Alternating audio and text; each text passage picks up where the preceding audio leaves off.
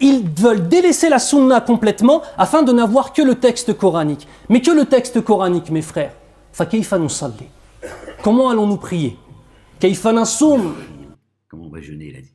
Comment on va prier? C'est une bonne question, ça, Eric Younes. Comment prier? Parce que c'est ce que on a appelé, je sais combien de mosquées, vous avez vu les inepties, le niveau de savoir, c'est affolant. Moi, j'aimerais bien, Eric Younes, j'aimerais bien que tu fasses un exposé là-dessus, d'accord? Et que tu nous dises qu'est-ce qu'a dit ton prophète sur la salate. Question très simple.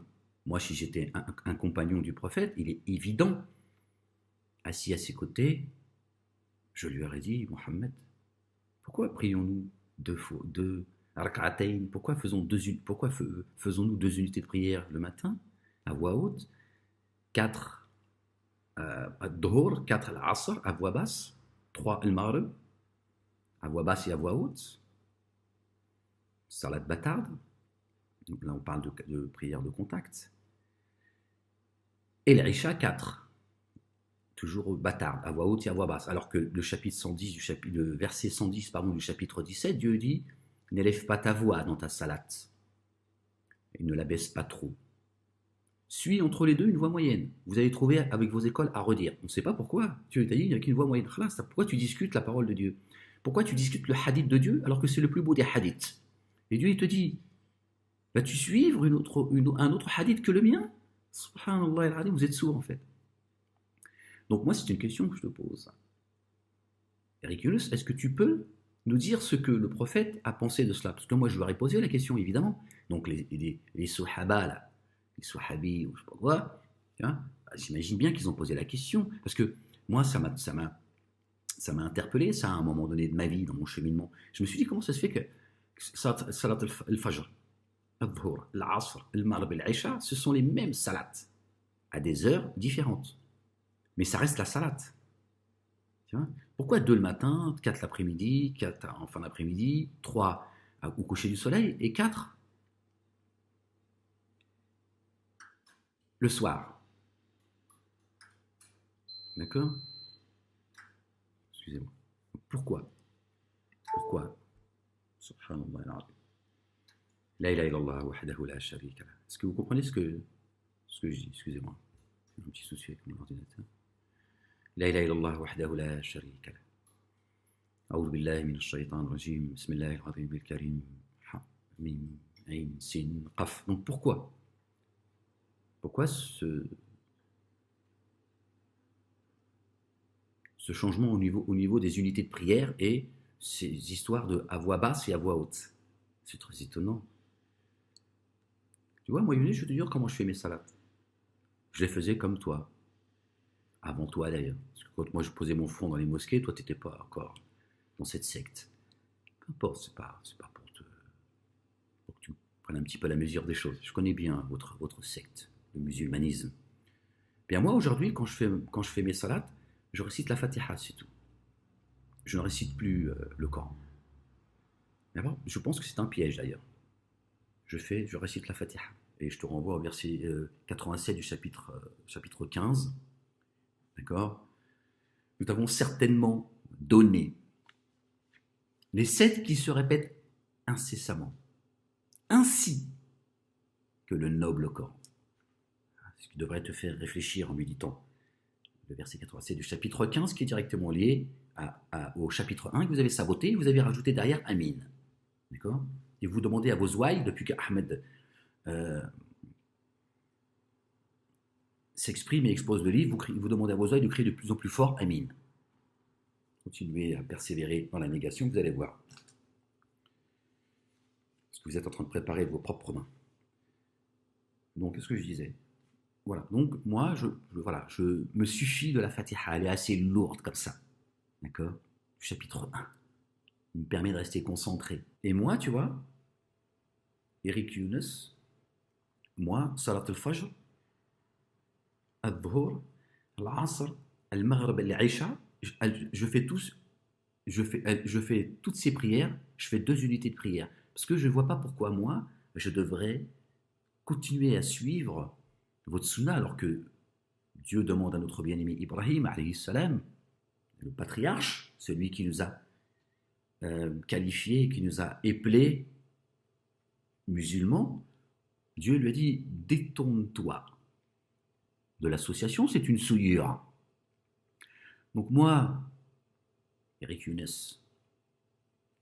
d'où vous vient cette science de vos salats à mi-voix, bâtardes, une fois c'est 2, une fois c'est 4, une fois c'est 3. Quand vous partez en voyage, vous arrivez, vous dépassez 80 km, à Dhuhr al-Asr et l'Aïcha, vous pouvez faire, qui sont de 4, elles deviennent 2. Pourquoi à ce moment-là, tu fais Dhuhr al-Asr, tu fais que deux unités de prière pour Dhuhr et l'Asr, elles deviennent valides. D'où vous viennent qui c'est qui vous a informé de cela? Et ça, ce serait intéressant, tu vois. Ben moi, ça m'a été inspiré que les salats, la sunna de Dieu est immuable et elle n'a subi aucune déviation. La prière du matin, Dieu, il nous dit que les témoins sont plus nombreux. Donc voilà, il parle de certaines salats elles sont plus, si on peut dire, plus chargées. Mais qui a dit qu'elles devaient changer sur le plan, on va dire, mécanique? Pourquoi est-ce que moi je devrais faire le Maghrib 3, l'Aïcha 4, qu'est-ce que c'est que ces histoires-là? On ne sait plus. D'accord? Donc moi, c'est 2 à chaque fois. C'est 2 unités de prière avec la Fatiha.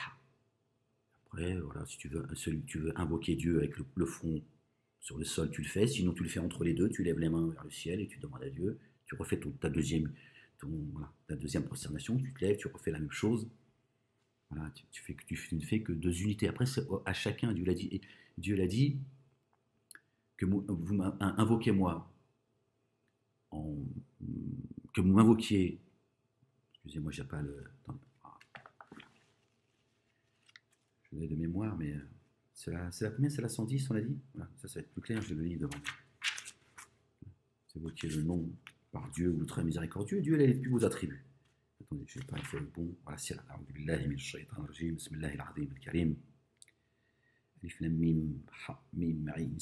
Verset 110 du chapitre 17, dont je parlais tout à l'heure. Dit invoquer Dieu ou invoquer le très miséricordieux. Voilà, cherchez le début du verset pour pouvoir. Dit invoquer Dieu ou invoquer le très miséricordieux. Lequel vous invoquez, il a les plus beaux attributs.